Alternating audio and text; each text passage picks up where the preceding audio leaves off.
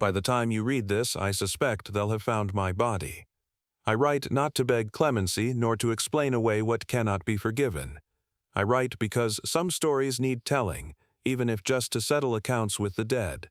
For 20 years I've lived alone on this patch of hardscrabble in the Arizona Territory, watching the sun scorch everything it touches. Most days I wake before dawn, tend my meager herd, and speak to no one but the wind. That suited me fine. A man like me deserves solitude. 3 weeks ago, everything changed.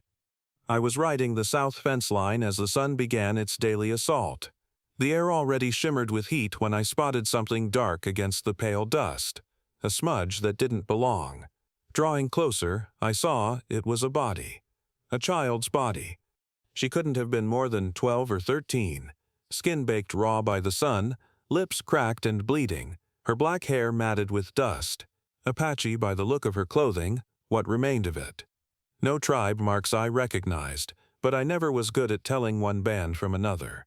All I knew was she wasn't long for this world, if she stayed there. I dismounted, knelt beside her. She was breathing, barely.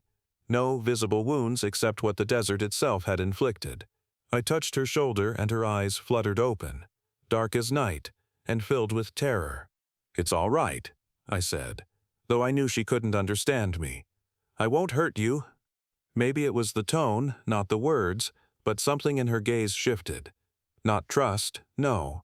Nothing like that, but a calculation. The desert allows no charity. Even a child knows survival trumps fear. I lifted her onto my horse. She weighed nothing.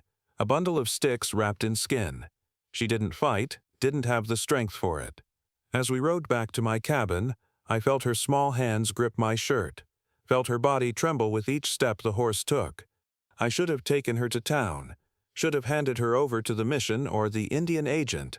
That would have been proper, legal. But I've seen what happens to Apache children in the hands of government men, seen it and worse, been part of it once. So I took her home instead.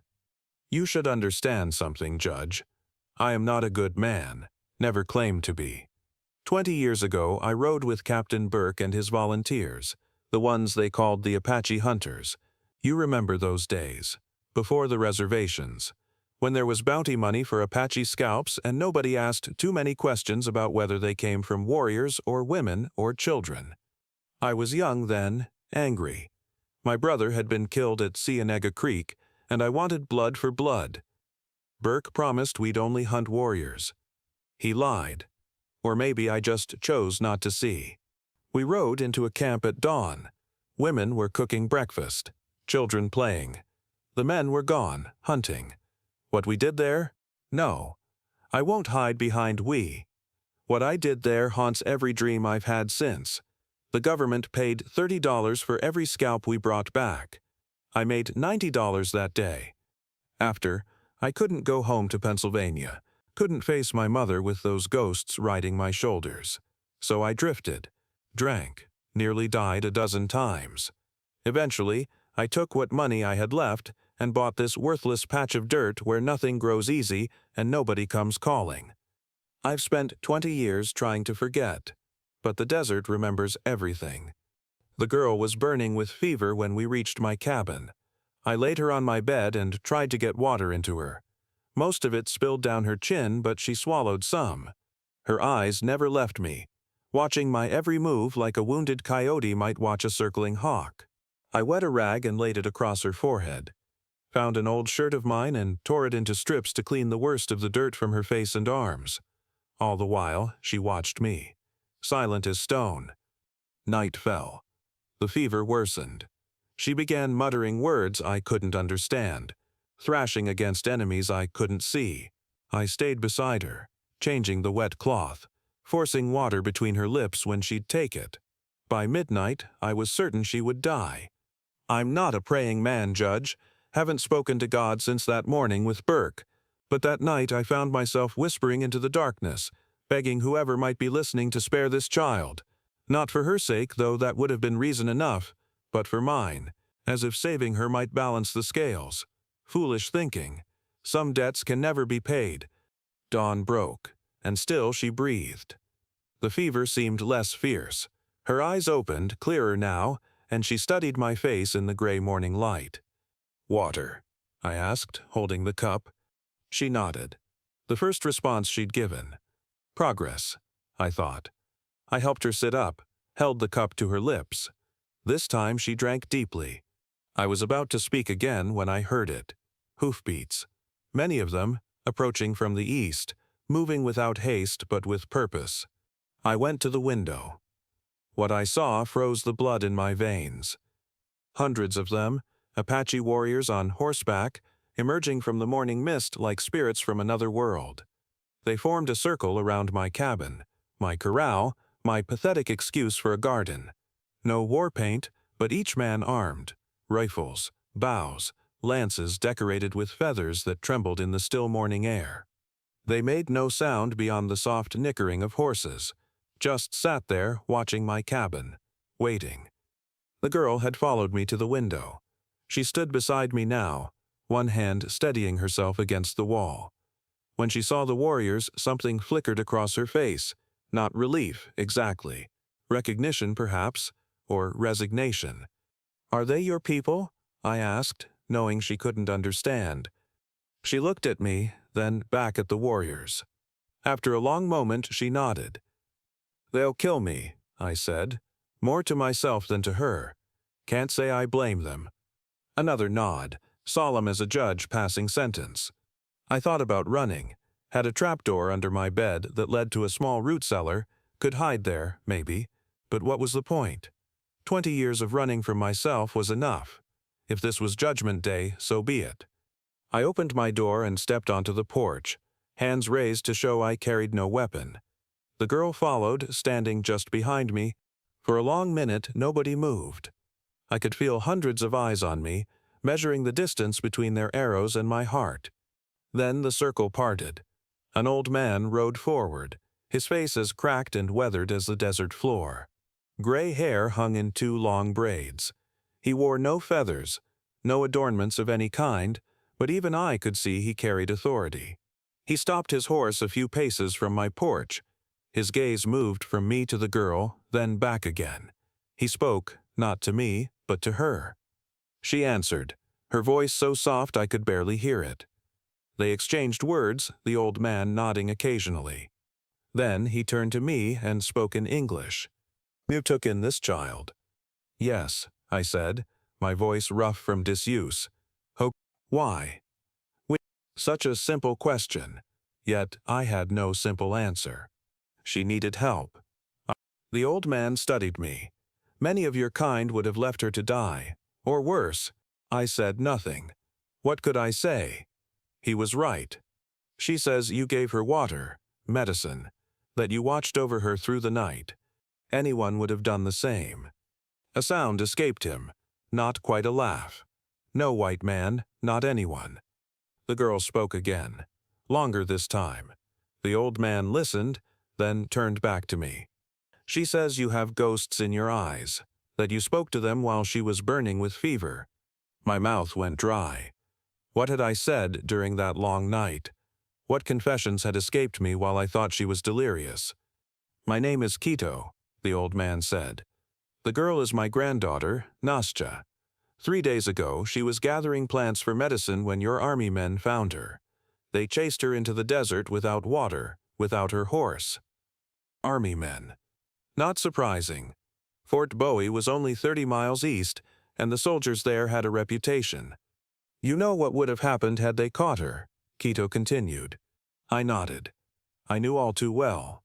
She is special to our people, has the gift of seeing. Already the women come to her for healing. I looked at the girl Nasha with new understanding. A medicine woman in training. No wonder they'd come in force to find her. Quito gestured, and a younger warrior brought his horse forward, leading a second mount. "We will take her now." "Of course," I said. What else could I say? Nako moved past me, down the steps. The young warrior helped her onto the horse, his movements gentle. She looked pale, still weak, but her back was straight with dignity. I expected them to leave then, to disappear as silently as they'd come, taking the girl with them. My unlikely debt paid. But Cato remained. "You are the one they call Matthews," he said. It wasn't a question. My heart stumbled. "How do you—" "We know all the white men in our territory, especially those who rode with Burke." A cold weight settled in my stomach. So, this was it, then. Not salvation, but judgment. Perhaps more fitting that way. "I rode with him," I admitted. "I did terrible things." Keto's expression didn't change. "The Cybeq camp?" It wasn't a question, but I nodded anyway. The name of that place had been carved into my soul 20 years ago. "My first wife died there," he said, "and my son." I closed my eyes. Of course it would be this camp. These people. The universe has a cruel sense of balance. "I'm sorry," I whispered, the words pathetically inadequate. "I have lived with that shame every day since." "Shame does nothing for the dead," Keto said flatly, "or for the living." He was right. Nothing I could say or do would change what happened. I opened my eyes and straightened my back. "Do what you must," I told him. For a long moment, Keto studied me. Then he said something that stopped my breath. "The woman who died, my wife, she was with child, a daughter. The soldiers took her body before I returned from hunting. For years I believed both were lost." My mind raced, trying to understand why he was telling me this. 2 years later, Keto continued, a Navajo trader brought word of a white man living alone who had taken in an Apache infant, a girl. He said this man called her his daughter but treated her as his shame. The ground seemed to shift beneath my feet. "What are you saying?" "The man was Burke." "Burke?" I repeated stupidly. "But he took trophies," Keto said, his voice betraying emotion for the first time. "Some were scalps, some were children." My stomach lurched. I remembered now. After Cybeq, Burke had separated from us for a time, returned to his ranch. When our paths crossed again months later, there had been a baby. He claimed she was his by a Mexican woman. None of us questioned it. None of us dared. "Where is she now?" I managed to ask. "Dead. Burke sold her to a rich man in Tucson when she was 10. She died in his house 2 winters ago." I felt sick. Another debt I could never repay. Another ghost to haunt my dreams. "Why tell me this?" I asked. "Why not just kill me and be done with it?" Cato looked past me, to where Nasha sat on her horse, watching us. "Because she asked me not to."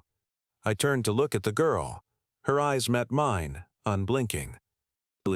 "She says your spirit cried out to hers while she was between worlds," Keto explained. "She says you seek to balance scales that can never be balanced." "She's right," I admitted. "There is no balance for such things," Cato said. "Only the path forward." He reached into a pouch at his waist and withdrew something small, wrapped in cloth. He extended it toward me. "Take it." Hesitantly, I accepted the bundle, unwrapped it. Inside was a small stone figure, carved in the shape of a bear, old, very old by the look of it. "This belonged to my son," Keto said. "The one who died at Cybeq." I stared at him, uncomprehending. "I don't understand." "The dead are dead," he said simply. "Nothing changes that, but the living must find a way to live with the dead." "And this helps?" I asked, looking down at the small figure in my palm. "It is a reminder," Keto said, "that what was taken can never be returned. That grief carried alone becomes poison." I closed my fingers around the carving, feeling its weight. "In 3 days, soldiers from Fort Bowie will come here," Keto continued. "They hunt for us now, but soon they will remember the girl. They will ask if you have seen her." My throat tightened. "What will you do?" "We go north, to the high country. Winter comes soon. We will return with the spring." He paused, then added, "Unless you tell them otherwise." I understood then. This was the real test. Not whether I would help a dying child. Any man with a shred of decency might do that. But whether I would protect her people from those who had once been my brothers in arms. "I'll tell them I saw nothing," I said. "No girl. No Apache." Keto nodded, as if he'd expected nothing less. "The stone carries a debt," he said, nodding to my closed fist, Not yours to me, mine to you. I don't understand. When spring comes, if you still live, ride to the place where the saguaros grow thick near the red rocks. Build a fire at dusk. Wait. For what? For the debt to be collected. Without further explanation, he turned his horse and rejoined his people. Nazca raised one small hand, farewell, or blessing. I couldn't tell. Then, as silently as they had appeared, they were gone, disappearing into the scrub and shadow of the desert morning. I stood on my porch long after they'd vanished, the stone bear clutched in my hand, trying to make sense of what had happened. Was it mercy Quito had shown me, or a more subtle revenge? The soldiers came, just as Quito had predicted. Lieutenant Davies and 6 men, dusty and irritable from days of fruitless searching. "Seen any Apache, Matthews?" Davies asked, not bothering to dismount. "Particularly a young girl." "No Indians," I said, "just dust and cattle." Davies studied me, suspicious. "You sure about that? Scouts tracked sign this way." "Desert plays tricks on a man," I said with a shrug. "Wouldn't be the first time your scouts followed ghosts." He didn't like that, but he had no cause to press me. I was a white settler after all, one of their own, as far as they knew. "Keep your rifle loaded," he advised as they prepared to leave. "Word is these particular Apache are blood relatives of Cochise himself. Dangerous bunch." I nodded as if this concerned me greatly. "I'll keep watch." After they left, I sat on my porch steps and turned Quito's stone bear over and over in my hands, wondering what debt he believed he owed me, wondering if I would live to see it paid. Winter came early that year. Snow fell in the high country by November, unusual for these parts. I kept to myself as always, tended my cattle, mended fences, waited. Sometimes at night I'd take out the stone bear and study it by lamplight. It was beautiful work, smooth from years of handling. I tried to imagine the boy who had owned it, Cato's son, a child I might have killed. The weight of that thought should have crushed me. Perhaps once it would have, but something had shifted that day when Quito rode away. Not forgiveness. Nothing so simple or complete, but a crack in the wall I'd built around my guilt. A small space where something else might grow. Spring arrived with a violence typical of this harsh land.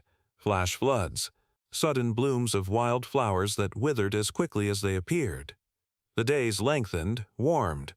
I waited until the moon was dark, then rode to the place Quito had described. The saguaros stood like sentinels against the twilight sky, their arms raised in perpetual surrender. The red rocks glowed as if lit from within. I built a small fire as instructed and settled down to wait. The night deepened. Stars appeared, so many and so bright it seemed impossible the sky could hold them all. Hours passed. My fire burned low. Perhaps Quito had forgotten. Perhaps he had died during the winter. Perhaps this had all been an elaborate ruse to get me alone, away from my cabin where I could be killed without witnesses. I was about to give up when I heard the soft footfall of unshod horses. 3 riders emerged from the darkness, Quito in the center, flanked by 2 younger men, no Nastia. They dismounted and approached my fire. Quito nodded to me but said nothing. One of the young men added wood to the flames. We all sat, the fire between us. Finally, Quito spoke. "You came." I said I would. Many white men say many things. I couldn't argue with that. "How is the girl?" "Nako grows stronger. Her gift also." "I'm glad." Quito studied me across the flames. "You told the soldiers nothing." "No." "Bikel, no." "Even when they returned in the winter, with more men?" I looked up sharply. "They didn't come to me." A thin smile creased Quito's weathered face. "Because we led them south, away from your land." So that explained the absence of patrols these past months. The Apache had been protecting me, even as I thought I was protecting them. "Why?" I asked. "The debt," Quito said simply. "What debt could you possibly owe me?" I demanded. "After what I did at Sibicu." "Not for Sibicu," Quito interrupted. "For Nasha." I shook my head, confused. "I don't understand." Quito was silent for a long moment. Then, when Burke took my unborn daughter, he took more than a child. He took our future. Your future? She was to be a powerful medicine woman, like Nasha. It was seen before her birth. I frowned. How could anyone know? Our ways are not your ways, Quito said simply. One of the young men stirred the fire, sending sparks spiraling upward. When you saved Nako, Quito continued, you saved more than one child. You saved what she will become, what she will do for our people. I only did what any decent man would do, I protested.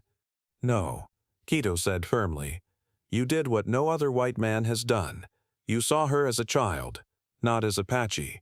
You risked yourself for her. I had no answer for that. The debt must be paid, Quito said. He gestured, and the second young man brought forward a bundle wrapped in deerskin. What is this? I asked, as it was handed to me. Open it. I unwrapped the bundle carefully. Inside was a leather-bound book. I opened it, puzzled.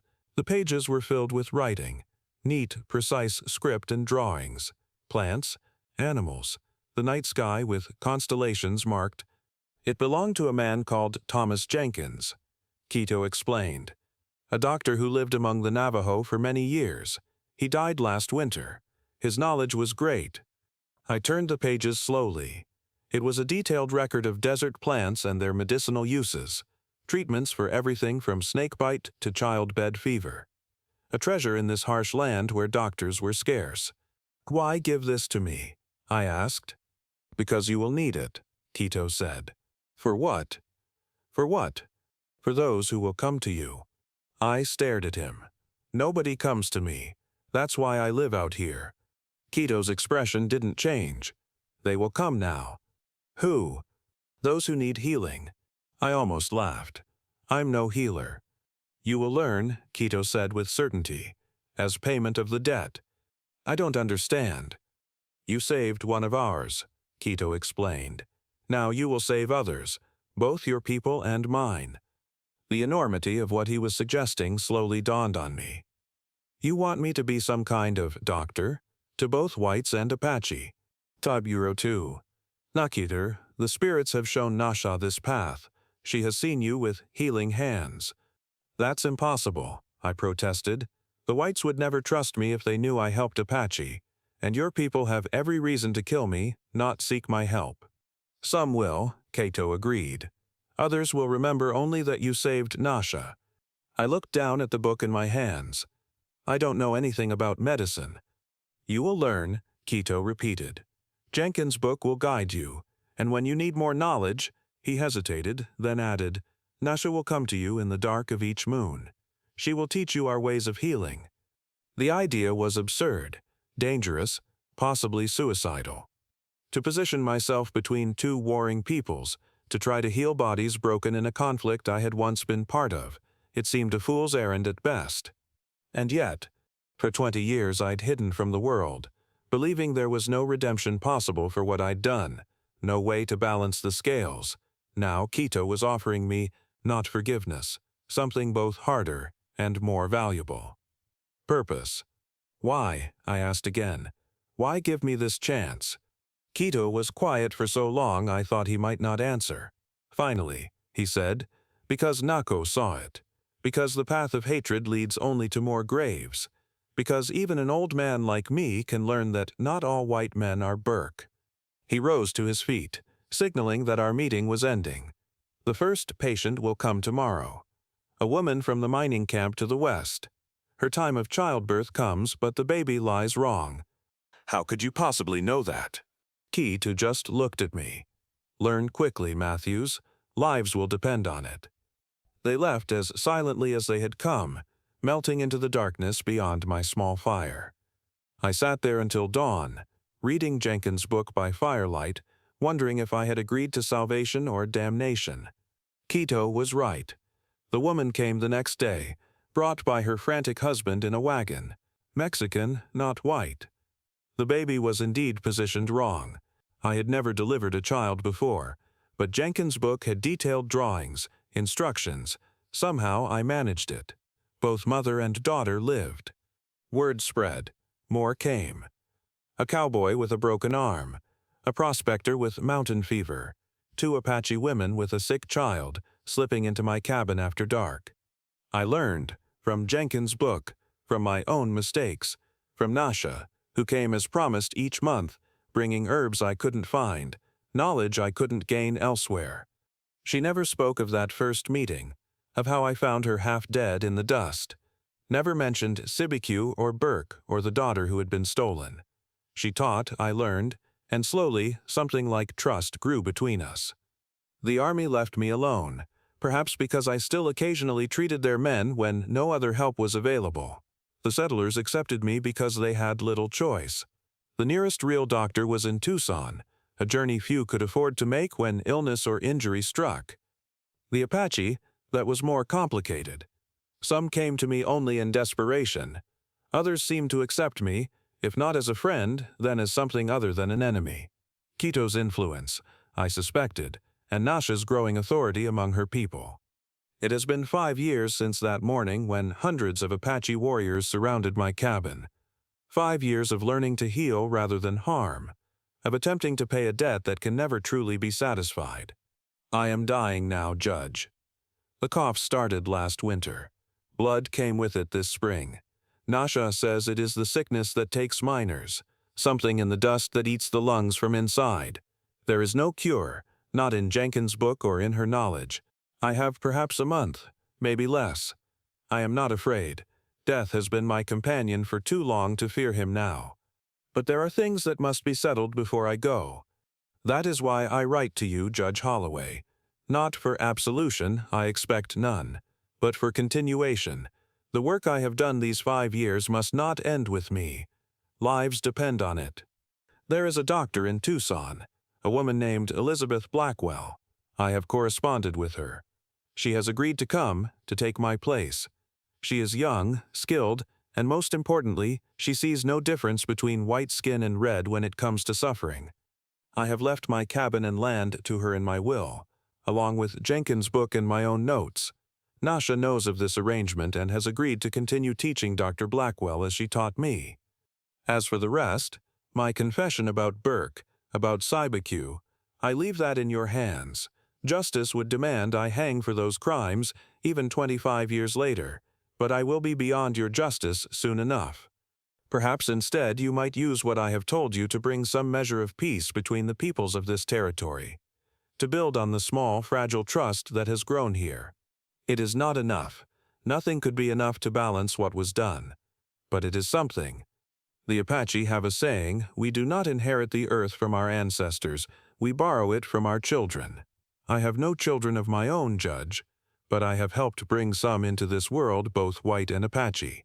I have set bones that will one day carry them, healed fevers that might have taken them.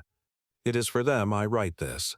For the world they might build if we can find a better way forward than the path of hatred I once walked.